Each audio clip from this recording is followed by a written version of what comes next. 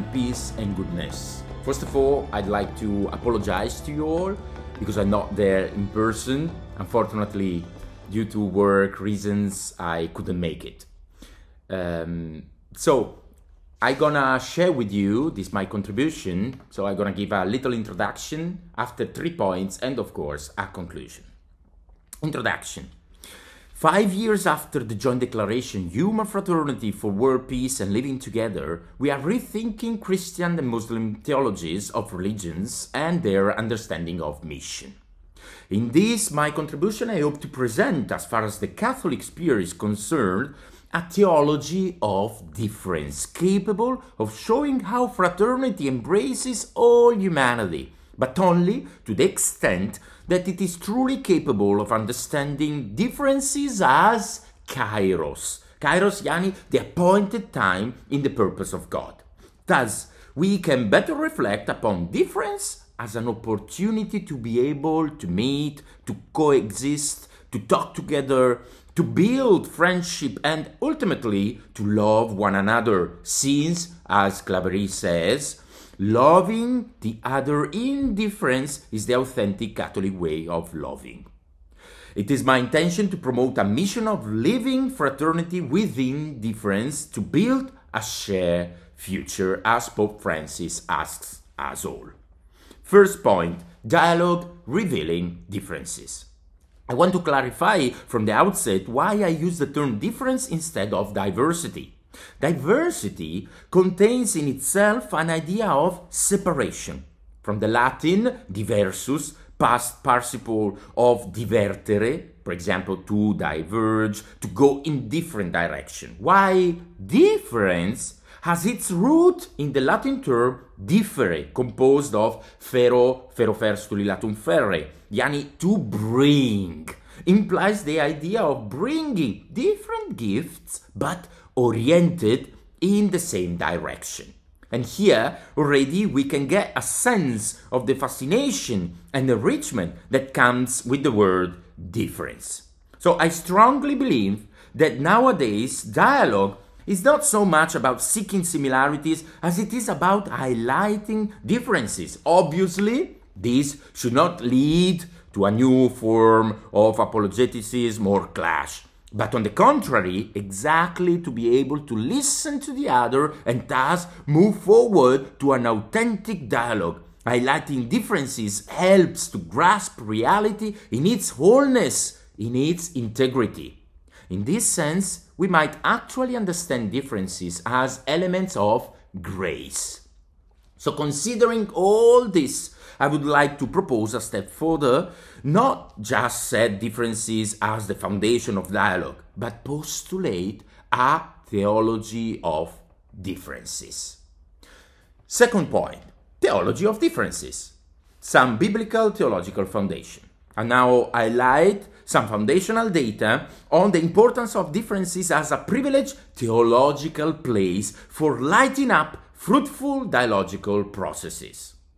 Genesis chapter 1, chapter 2, the beginnings of human relationships, or in other words, the otherness between Adam and Eve. The two, with all their differences, are placed by the Lord in front of each other. In some way, one against the other. The original text says kenegdo, against, indicating precisely that it is the differences between the two that cause the mutual help capable of bringing both to maturity. It will therefore be Eve's difference that will make known and discover in its fullness those aspects that otherwise Adam would have never even been able to perceive, and vice versa, of course. In other words, it is only the mirroring of ourselves in the totally different eyes of the other, who is against us, yani in front of us, kenegdo, that makes possible the authentic understanding of ourselves, and thus lead us to begin dialogue. If difference is evaded, only fruitless monologues will be generated. So continuing this perspective, the importance of difference throughout the entire history of salvation is emblematic. Here, I don't have the time to look at all the examples that we have in the scriptures, so I will simply point out the one element that, in my view, definitely seals differences as privileged theological place. That is, the stranger. For it is in the entire sacred text, all the New Testament, that the stranger embodies the one who is different par excellence. So, the stranger in the Old Testament. Among the many figures and episodes narrated in the Old Testament, it seems to me that Abraham can be an important example of what we want here to call the hospitality of difference. Most emblematic is the episode that takes place at the Mamre Oaks narrated in Genesis chapter 18, in which Abraham welcomes 3 strangers to his tent. On this occasion, Abraham gives us some essential features for an hospitality of differences. First element, Abraham is the one who keeps the door of his own house open. He stands at the entrance of the tent and watches for a glimpse of someone to help, offering an invitation to stay with him. Abraham here teaches us how to have an heart with an open door, willing to listen to the other's difference, which at the moment can manifest itself as an opportunity to come out of a self-centered life. Abraham shows us that difference actually opens relationship and communion with others, and so with God. Second element, Abraham gives welcome. He is not afraid of difference. He does not see the other as an outsider to be protected from. On the contrary, he welcomes a person who carries goodness. Here, in the sacredness of the guest. This is the secret of the guest. So, the second feature of the hospitality of differences is to interpret differences as carrying good, as an opportunity, even as sacred, because the Lord dwells there. Third element, Abraham is the one who notices the need of the other by trying to address it. In fact, he immediately arranged for water and food to be prepared for the 3 men. Going out to meet the other's difference means bending the knee of one's heart and putting oneself at the service of what the difference demands in terms of need. So, third element, taking care of the need that difference brings. Fourth element, Abraham confines his own space to make room for the other. Difference can only be welcomed if a place is prepared for it, a place where it can manifest itself. The self, therefore, like Abraham coming out of his tent by giving space to the strangers, must step out of its comfort zone to give space to the difference of the other. So, fourth elements, with humility, humbly retract ourselves temporarily to give opportunity for difference to manifest itself. Fifth element, Abraham gives back what he has.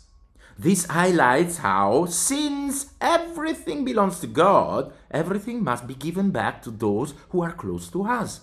Abraham, therefore, by returning drink and food, strips himself of what God has given him as a benefit, deprives himself of it in order to give it to the 3 men, who evidently lack it. Abraham, in this way, not only shares what he has, but also the tiredness and lack that the stranger experienced. He shared also this. In a sense, in fact, he performs a role reversal. He delivers a comfortable place to cover himself from the sun, along with food and drink, and takes upon himself the tiredness, hunger, and thirst of the 3 men.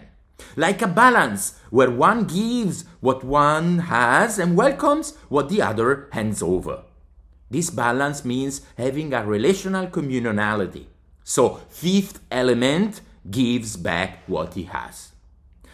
The Mamre episode points out to another fundamental truth.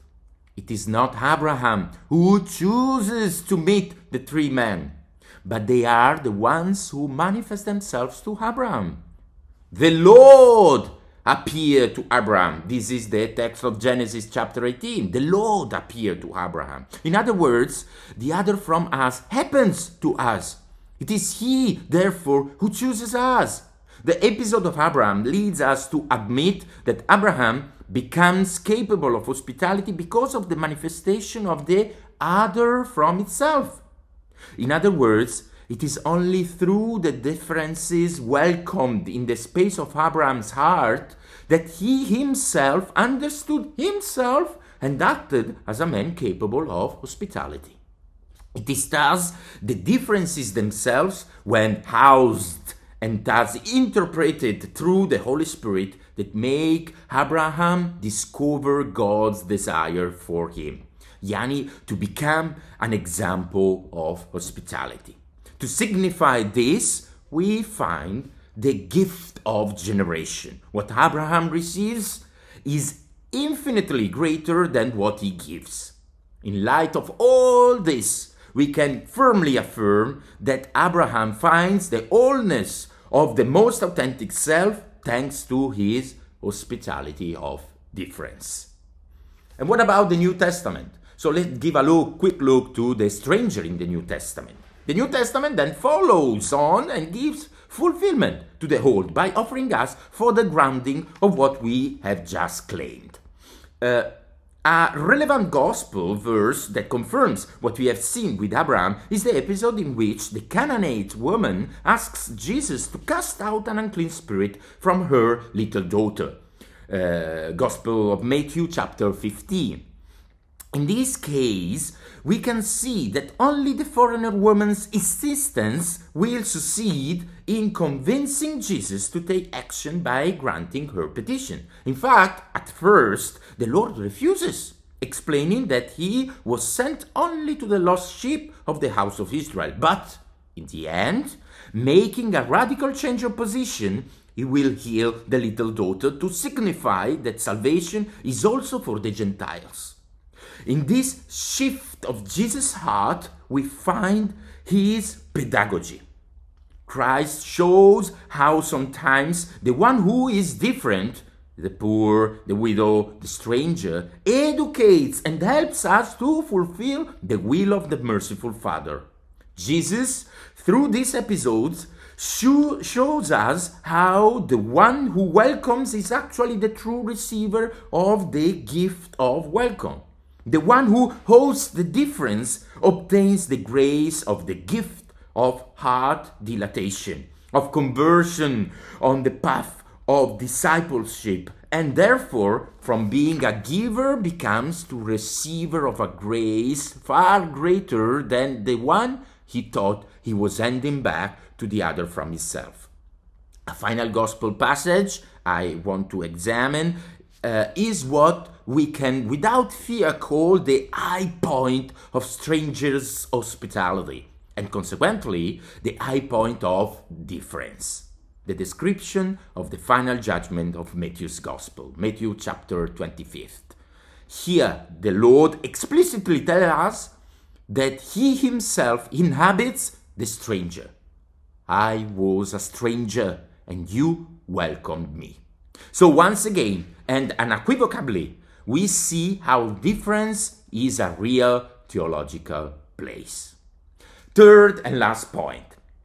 St. Francis of Assisi, a witness of a sanctifying difference. I would like now to observe very briefly how, from a charismatic point of view, St. Francis of Assisi himself experienced the condition of being a stranger. In the encounter with the Sultan that took place in 1219, we can easily realize the fact that the poor man of Assisi and Brother Illuminato were foreigners in the land of the Sultan. St. Francis reached Damietta as a foreigner, and that is why we can say that the encounter with the Sultan was a mutual hospitality of differences. This shows precisely how, for Brother Francis, being a foreigner was a unique theological experience, theological place, that led him to discover what God desired for his order. yani to have in its DNA the encounter with the other than self, in order to be able to live a continuous and generative itinerary of conversion towards Christ. Francis, as we have seen to be for Abraham and Jesus, tells us that by hosting differences as a theological place, what is received is infinitely greater than what is given. Another episode that outlines foreigners as a peculiar status of Franciscanism as such is contained in the parable of the true Letizia. The friars, having become so many and so such, started to consider Francis too different from them, and therefore they claimed that they no longer had need of him. As a result, when the founder of the order found himself knocking on the door of a friary on a frosty night, they denied him entry. The door to his home was not opened. Francis was made by his own brothers a rejected and marginalized stranger.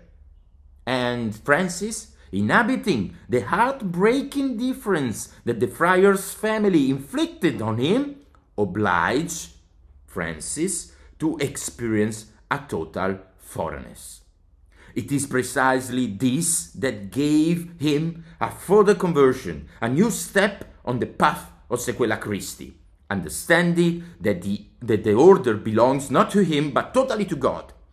Francis embraces what was said to him in a derogatory tone on the icy night. Go to the place of crucifers and ask there, and so returns to the lepers. Francis welcomed this difference and overcome it, allowing himself once again to be able to be led by the Holy Spirit to strip himself of everything, allowing himself to make a further conversion to understand how the order was totally and exclusively owned by God, and that therefore he himself had to learn to love the family of brothers, without demanding anything from them, even without wanting them to become better Christians. Once again, thanks to the painful difference he felt from his brothers, Francis was again led to confirm his identity as a man totally following Christ, thus glimpsing a further piece of his call,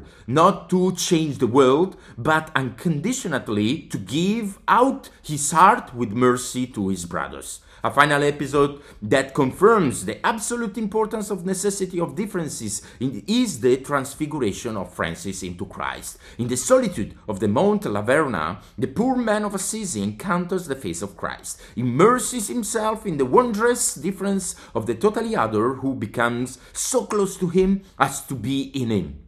If Francis had not hosted the difference of the Most High, he would have not received from him the gift of the stigmata. It becomes clear here how the impression of the Lord's Passion between August and September 1224 has transfigured Francis even in the mortal flesh in Alter Christus. Now even his body is the bearer of a difference. It is a massive witness to how differences are the theological place par excellence within the Franciscan charism. To conclude, the expression theology of difference now appears perhaps more understandable in that it aims to recognize and dwell on difference, as embodied in the biblical text by the figure of stranger, as the other side of our identity, which alone we could never discover with authenticity. Difference is an integral part of who we are because it allows us to be fully ourselves. Moreover, difference is precisely the theological place in which God reveals God's self preeminently in this contemporary time of ours.